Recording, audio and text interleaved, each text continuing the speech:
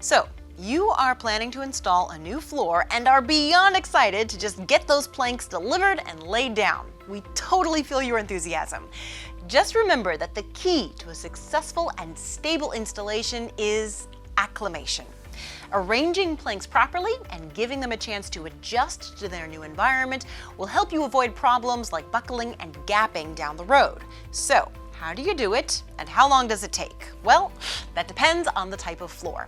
Detailed acclimation guides can be found for each Cali floor in the installation guide section of our website, but here is a basic overview. Solid hardwood, like bamboo or eucalyptus, requires at least 5 days of acclimation.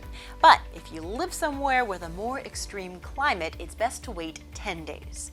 Solid planks will need to be removed from their boxes and sticker stacked in the room where they're going to be installed.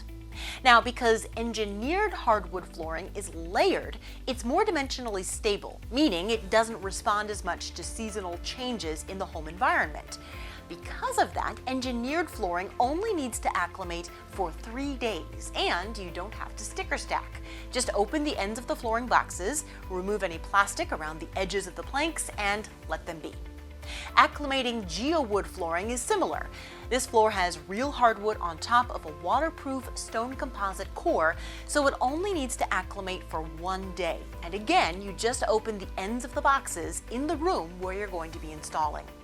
If you're installing our Cali Vinyl Plus flooring, which has a cork underlayment, it's the same process, but you'll need to wait with the ends of the boxes open for 1 to 2 days.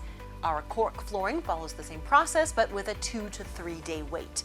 And if you're installing any other type of Cali Vinyl flooring, lucky you, there is no acclimation required at all. So once those new planks are acclimated and happy in their new home, next up, installation.